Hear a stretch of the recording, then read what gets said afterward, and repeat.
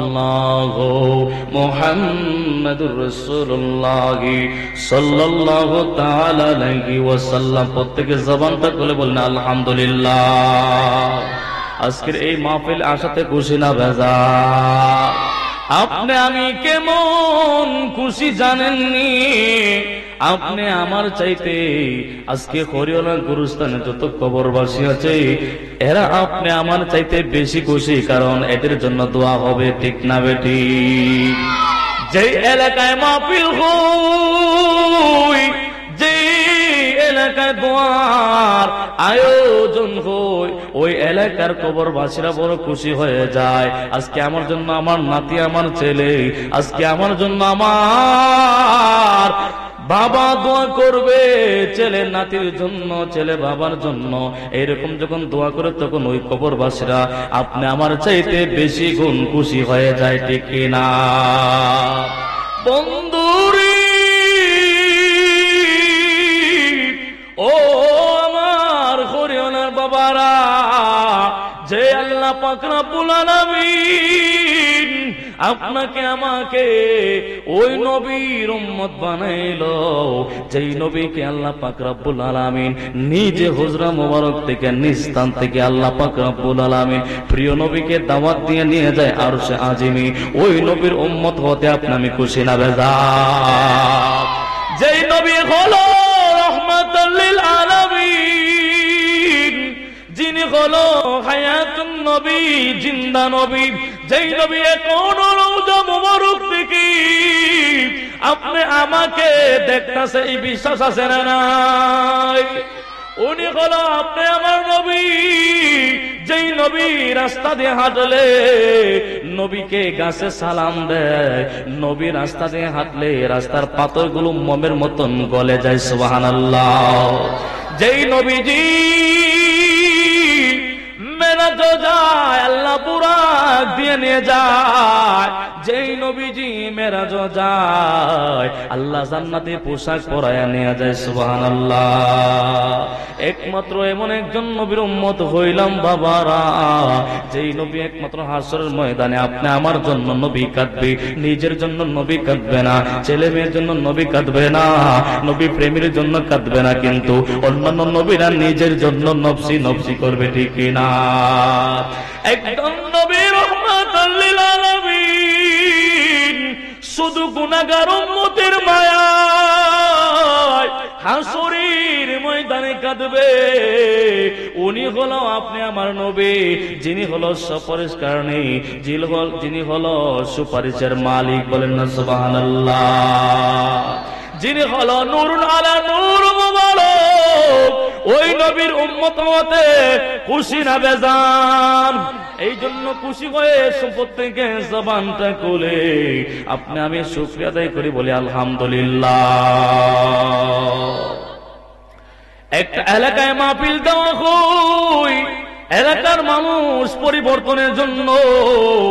একটা এলাকার মধ্যে মাহফিল তোমার উদ্দেশ্য হলো মানুষ বেনামাজি থেকে নামাজি হবে, মানুষ বেপর্দা থেকে পর্দাশীল হবে, মানুষ মুনাফিক থেকে ঈমানদার হবে, মানুষের ঈমান আকীদা রক্ষার জন্য, মানুষের আমল শিক্ষা দেওয়ার জন্য, মানুষদেরকে দ্বীনি ইলম শিক্ষার জন্য, মানুষদেরকে সঠিক রাস্তায় আনার জন্য মাহফিল দেওয়া হয়, ঠিক কিনা? আসুন ও আমার বাবারা, দুনিয়ার প্রেমে না বোঝে আসেন জান্নাতের বাগানে বসেন, নবীর আলোচনা শুনেন, সাহাবীদের মহব্বতের আলোচনা শুনেন, ঈমানটাকে তাজা করেন। যেই রাসূলে বলেছেন যে তোমরা সালেহীন বান্দার সাথে থাকো, সালেহীন বান্দাদেরকে আমি আল্লাহ পছন্দ করি, আমি আল্লাহ সালেহীন বান্দাদের সাথে থাকি, আমি আল্লাহ সালেহীন বান্দাদেরকে বড় মহব্বত করি, সুবহানাল্লাহ। আমার আল্লাহ ডাক দিয়ে কই, দুনিয়ার মানুষ, ও পৃথিবীর মানুষ, শুনো শুনো শুনো, আল্লাহ পাক রব্বুল আলামিন বলতেছেন ওয়াকুনু মা'আস সাদিকিন, আমি আল্লাহ সালিহিন সাদিকিন সত্যবাদীদের সাথে থাকি, আমি আল্লাহ সত্যবাদীদের বড় ভালোবাসি, বড় মহব্বত করি। এই জন্য তোমরা সত্যবাদীদের সাথে তোমরাও হয়ে যাও। আমি আল্লাহ সত্যবাদীদেরকে বড় মহব্বত করি, বলুন না সুবহানাল্লাহ। আমার আল্লাহ অন্য জায়গায় জানায় দে, পৃথিবীর মানুষ শুনো, আল্লাহ পাক রব্বুল আলামিন জানায়া দে, ওয়াকুনু মাগাস সলিহিন। আল্লাহ কয় সলিহিন বান্দাকে আমি আল্লাহ বড় মহব্বত করি। সলিহিন বান্দা যারা আছে এদেরকে তোমরা এদের সাথে থাকো, এদেরকে এদের নিকটবর্তী হয়ে যাও, তাহলে আমি আল্লাহকে তোমরা রাজি খুশি পাইবা, বলেন না সুবহানাল্লাহ। ওলি আল্লাহ হলো সলিহিন বান্দা। আল্লাহর প্রেমিকদেরকে তুমি যদি ভালোবাসতে চাও, এদের নিকটে যাও। ওলি আল্লাহকে মানলে, ওলি আল্লাহদেরকে মহব্বত করলে, ওলি আল্লাহর অনুসরণ করলে আমার আল্লাহ খুশি হয়ে যায়, বলেন আল্লাহু আকবার। আমার আল্লাহ পাক রব্বুল আলামিন জানায়া দেয়, ওয়াত্তাবি সাবিলা মান আনাবা ইলাইয়া। সূরা লুকমানের মধ্যে আমার আল্লাহ বলতেছেন, তোমরা আমি আল্লাহকে যারা পেয়েছে, আমি আল্লাহকে যারা পেয়েছে তোমরা এদেরকে অনুসরণ করো, তাহলে তোমরাও আমি আল্লাহকে পেয়ে যাবে, বলেন আল্লাহু আকবার। আমরা ওলি আল্লাহর সোহবতে নেককার সালেহিন মানুষদের সাথে থাকতে রাজি আছি না নাই? এই নেককার সালেহিন বান্দার সাথে যদি আপনি আমি থাকি, হাসরের ময়দানে আল্লাহ পাক রব্বুল আলামিন ওই নেককার সালেহিন বান্দার পাশে আপনার জায়গা দিবে, ঠিক কি না?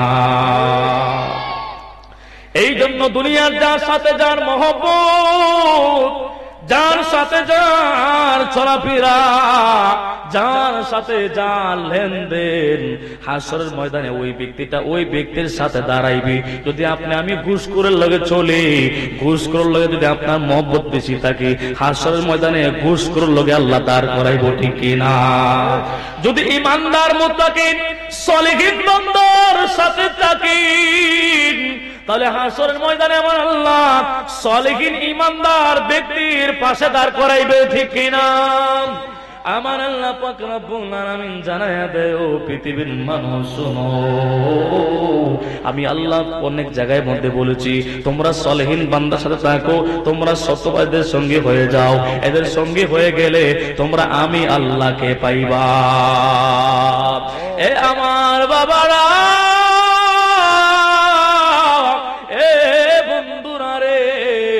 সালেহিন বান্দাদের মধ্যে মজলুম হালাতের অনেক বান্দা থাকে, যারা দুনিয়ার শরীয়ত বুঝে না, যারা দুনিয়ার কোনো কিছু চায় না, যারা একমাত্র চায় আল্লাহ আল্লাহ আল্লাহ আল্লাহ এবং নবীর প্রেমে জীবন দিয়ে দেয়, এরাই হচ্ছে মজলুম হালাতের আল্লাহর ওলিগুন।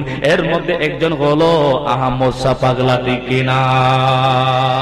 দুনিয়ার লোভ তামসা, লোভ লোসা কিছু ছিল না, ছিল একমাত্র আল্লাহকে রাজি খুশি করার জন্য।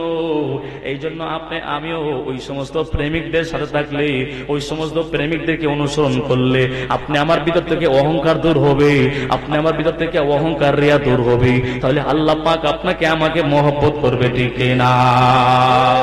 আপনাকে আমাকে তওবাকারীদের সাথে থাকতে হবে, তওবাকারীদেরকে ভালোবাসতে হবে।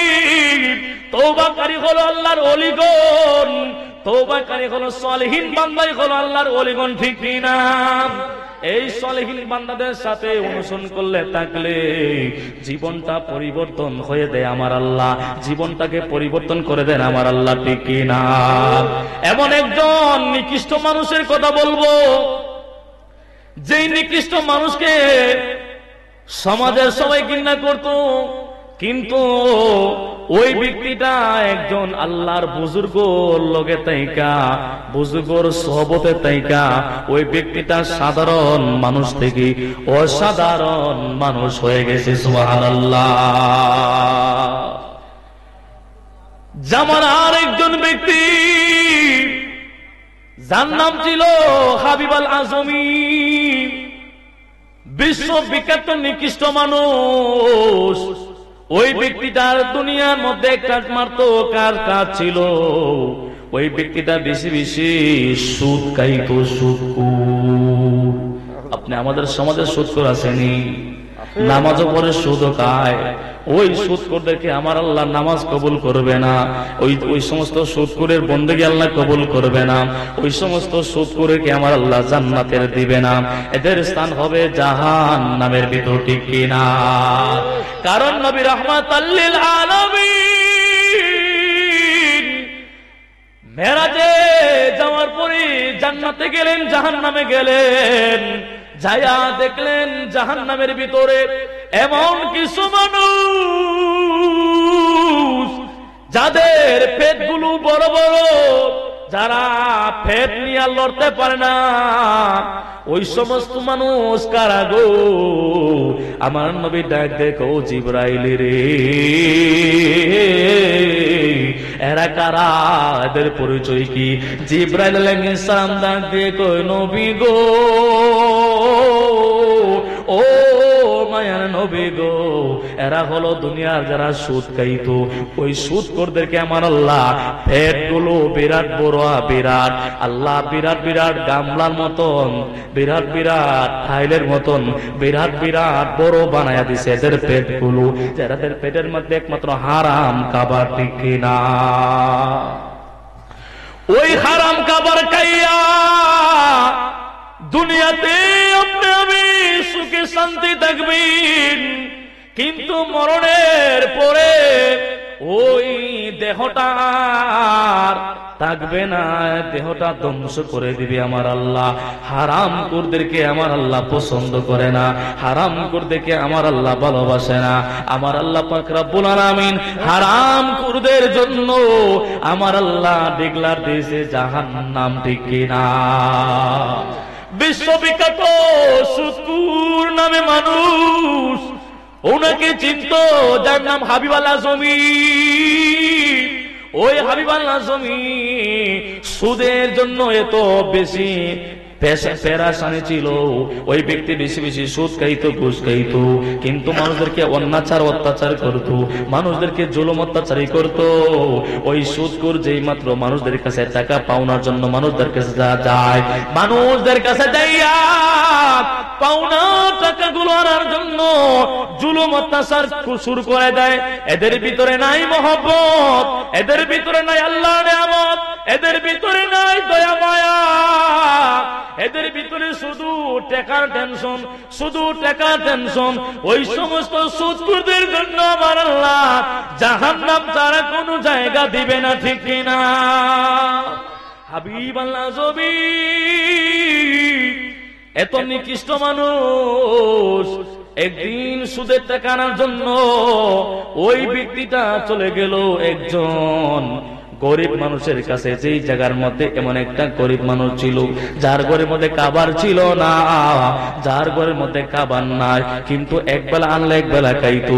ওই গরিবের ঘরে যাওয়ার পরে যেই মাত্র উনি যাইয়া টাকার জন্য, যেই মাত্র উনি চাপ দেয় টাকার জন্য পেরেশানি করে, ওই লোকটা গরিব লোকটা দিয়ে কয়ে, ভাই ভাই, আমরা তো গরিব মানুষ, আমার স্বামী কাজকর্ম পায় নাই, আমার স্বামী কাজকর্ম পায় নাই, এই জন্য আপনার লাভের টাকা দিতে পারে না, আপনি দুই একদিন পরে আসতে হবে। আমার স্বামী যদি টাকা না আনে তাহলে আমি তোমাকে কিভাবে লাভের টাকা দিব? কিন্তু ওই সুদখোরের ভিতরে দয়া মায়া নাই, সুদখোরে তো আর দয়া মায়া বুঝে না। ওই সুদখোরে যাইয়া টাকার জন্য বারবার তাগিদ দেয়, বারবার জুলুম করি। আল্লাহর বান্দা ডাকতে করে,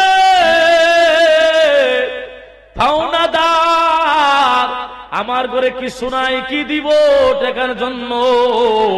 ওই সুদখোর বলতেছে, হাবিব আল আজমি বলে, যেটা আছে সেটাই দিয়ে দাও, যেটা আমি পাইবো সেটাই নিব, আমি কখনো মাপ দিতে পারবো না। হাবিব আল আজমি জুলুম অত্যাচার করে ওই মহিলার ঘর থেকে একটা খাসির কেল্লা পাইছে, একটা ছাগলের কেল্লা পাইছে। ওই ছাগলের কেল্লাটাই ওই হাবিব আল আজমি ওই ঘর থেকে সুদের লাভের বিনিময়ে ওই লাভের বিনিময়ে ওই খাসির কেল্লাটা নিয়ে আনে, তার ঘরের মধ্যে নিয়ে আসে। কিন্তু তার স্ত্রী ডাক দিয়ে কইটা কোথায় থাকেন তুমি নিয়ে আসছো? এবার হাবিব আল আজমি বলে আমি এটা লাভের টাকার বিনিময়ে আমি আনলাম, এ আমার স্ত্রী সুন্দর করে এটা পাক করো আমরা খাবো। কিন্তু আল্লাহর কুদরত, আল্লাহ জুলুম অত্যাচারীদেরকে আল্লাহ পছন্দ করে না, ঠিক কিনা? হাবিব আল আজমি রেস্ট নেওয়ার জন্য চলে গেলেন। বিবিকে ডাক দিয়ে কই, বিবি রে, রান্না শেষ হওয়ার পরে আমাকে তুমি ডাক দিবা, রান্না শেষ হওয়ার পরে আমাকে বলবা, আমি আনন্দ করে কাশির কাল্লা খাবো, রুটি বানাইবা, গুস্ত আর রুটি দিয়ে আমি কাল্লা খাবো, কাশির মাথা আমি খাবো। আল্লাহ পাক রব্বুল আলামিনের কুদরত শুরু হইয়া যায়। বন্ধুরে আমার হাবিব আল আজমি এই দিক দিয়ে রেস্ট করতেছে, স্ত্রী সুন্দর করে পাকাইলো, হারাম কুড়ির টাকার সে খাসির মাথা পাক করে অবশেষে দেখা যায় যেই মাত্র হারাম করে সামনে নেই, যেই মাত্র হাবিব আল আজমির সামনে ওই তরকারি আর গুস্ত রুটি নিয়ে গেল, সঙ্গে সঙ্গে দেখা যায় ওই তরকারি আর গুস্ত তরকারি থাকে না, এটা হয়ে গেছে রক্তের লাল। আল্লাহু আকবার, বলেন না ইয়া রাসূলুল্লাহ। আমার আল্লাহ পাক রব্বুল আলামিন ওইটার মধ্যে এমন গজব দিলেন, যেই তরকারি রান্না সুন্দর সুস্বাদু, কিন্তু রান্নার পর আল্লাহ এটার মধ্যে এমন গজব দিল, এটা হয়ে গেছে রক্তের লাল। এবার হাবিব আল আজমির চোখের সামনে নেওয়ার পরে বলতেছে, স্ত্রী রে, তোমাকে আমি তো রক্তের লাল করে রান্না করতে বলি নাই, তুমি এইরকম কি রান্না করলে? স্ত্রী বলতেছে, আমি রান্নার সময় তো এরকম ছিল না, কিন্তু এখন যে এরকম হয়ে গেছে আমি তো বুঝতে পারি না। হাবিব আল আজমির ভিতরে আমার আল্লাহ হেদায়েতের নূর দান করি। হাবিব আল আজমি টেনশনে পড়ে গেল, জীবনে আমি কত গুস্ত পাকাইলাম, কত কিছু পাকাইলাম, এরকম তো হয় না, আজকে কেন এরকম হইল? হাবিব আল আজমি টেনশনে পড়ে গেল। আমার আল্লাহ হাবিব আল আজমির ভিতরে এমন একটা হেদায়েতের নূর দান করলেন, হাবিব আল আজমি টেনশনে আর ঘুম ভাল লাগে না, আর খাবার ভাল লাগে না। হাবিব আল আজমি টেনশন পরে আর কান্দে, হাইরে আমি মনে হয় বড় জুলুম করেছি, আমি মনে হয় বড় অত্যাচার করেছি, আমি মনে হয় বড় অপরাধ করেছি, এই জন্য আমার আল্লাহ তার খাড়ির মধ্যে রক্তে বন্যা বসাইলো, আমি কারণটা বুঝতে পারলাম না। হাবিব আল আজমি চোখের পানি ফেলায় কান্দে। আমার আল্লাহ হেদায়েতের নূর তার ভিতরে চলে আসছে। আমার আল্লাহর কাছে ওই ব্যক্তি দোয়া করে, আল্লাহ আমি তো বড় ভুল করে ফেলছি, ওই এতিম মিসকিনের মাল আমি জোর করে নিয়ে আসলাম, আমি আমার লাভের বিনিময়ে আমি যে খাসির মাথা নিয়ে আসলাম, এটা মনে হয় আমার আল্লাহ পছন্দ করে নাই, এই জন্য আমার আল্লাহ আজকে আমার প্রতি বেরাজ হয়ে গেছি। আমার আল্লাহ পাক রব্বুল আলামিন এই কুদরতের হয়ে গেল। হাবিব আল আজমি চোখের ফলে ফলে কান্দে, আজ থেকে আমি আর হারাম খাবো না, আজ থেকে আমি আর সুদ খাবো না। হাবিব আল আজমি একজন হুজুরের কাছে গিয়ে গেল, ও হুজুর, আপনি আমাকে একটা ভালো একটা নির্দেশনা দেন, ভালো একটা দিক নির্দেশনা দেন, আমি কি করলে এই রাস্তা থেকে আমি ফিরে আসবো, আমি এই রাস্তা থেকে আর থাকতে চাই না, আল্লাহ পাক রব্বুল আলামিন কি করলে আমাকে মাফ করবো? ওই মহল্লার একজন ইমাম সাহেব বলতেছে, একজন বুজুর্গ বলতেছে, তুমি যদি মাফ চাইতে চাও, তুমি যদি মাফ চাইতে চাও, তাহলে তুমি যে কোনো একজন আল্লাহর ওলির গণের কাছে যাইয়া তুমি খাস নিয়তে তওবা করতে হবে। সুবহানাল্লাহ, বলেন আল্লাহু আকবার। হাবিব আল আজমি কি ওই ইমাম সাহেব বলে দিলেন, তুমি যদি তোমার গুনাহগুলো মাফ করাইতে চাও তাহলে তুমি একজন বুজুর্গ আল্লাহর ওলির কাছে যাইয়া তওবা করতে হবে।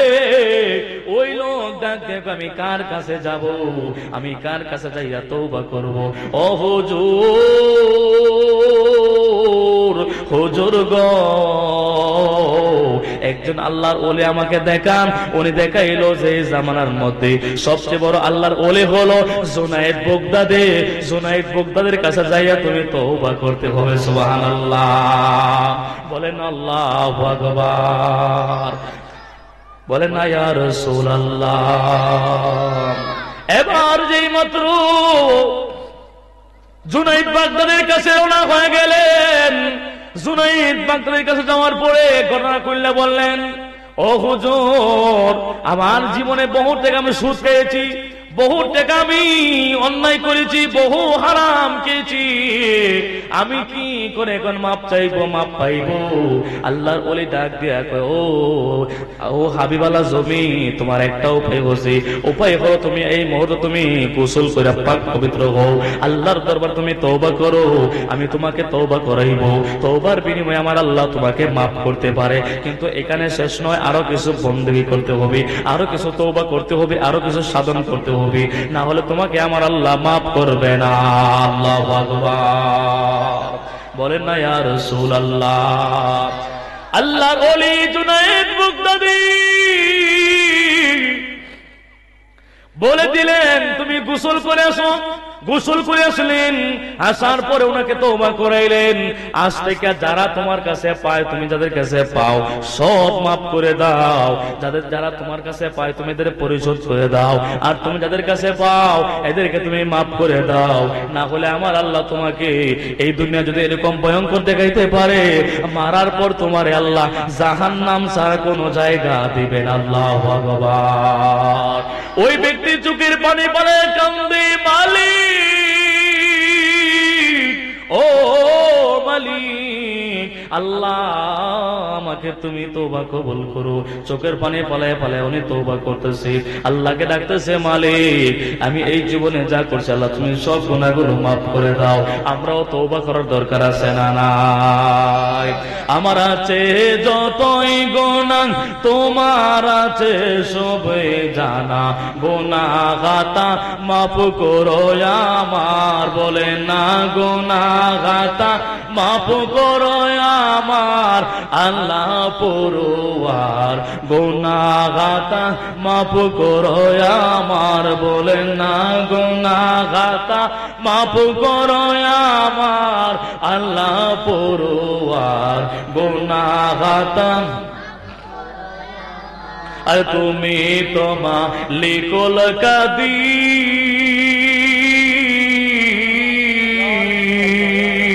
আরে বানাও যত বাদশারে ফকির, এইসব তোমার কুদরতের দান, গায় এইসব তোমার কুদরতের দান, আল্লাহ পরওয়ার, গুনাহগাতা মাফ করো আমার, বলে না গুনাহগাতা মাফ করো আমার আল্লাহ পরওয়ার, গুনাহগাতা।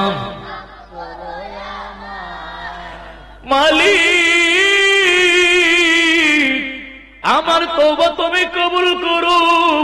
ওই ব্যক্তি আল্লাহর দরবারে তওবা কবুল করলেন, আমার আল্লাহ পাক রব্বুল আলামিন ওই ব্যক্তির তওবা আমার আল্লাহ কবুল করছে।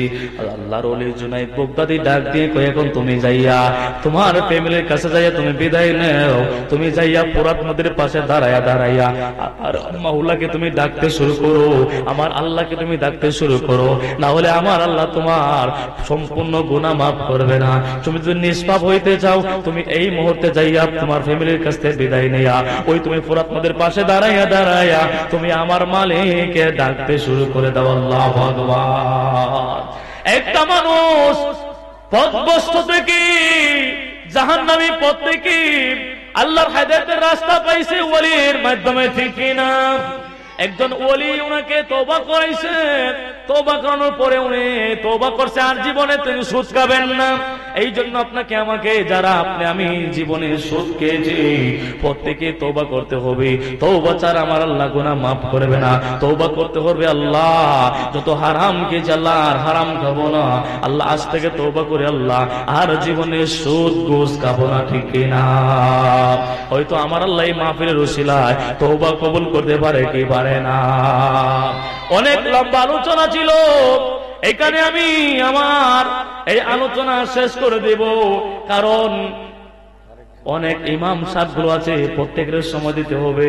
আল্লাহ পাক রব্বুল আলামিনের প্রেমিক, আল্লাহর প্রিয় ওলি জুনাইদ বাগদাদির কাছে যাওয়ার পরে জুনাইদ বাগদাদি ওনাকে ভালো একটা পরামর্শ দিল, যে পরামর্শ দেওয়ার কারণে উনি হেদায়েতের রাস্তা পাইছে, উনি আল্লাহ এবং রাসূলের মহব্বত ভিতরে পয়দা হয়েছে।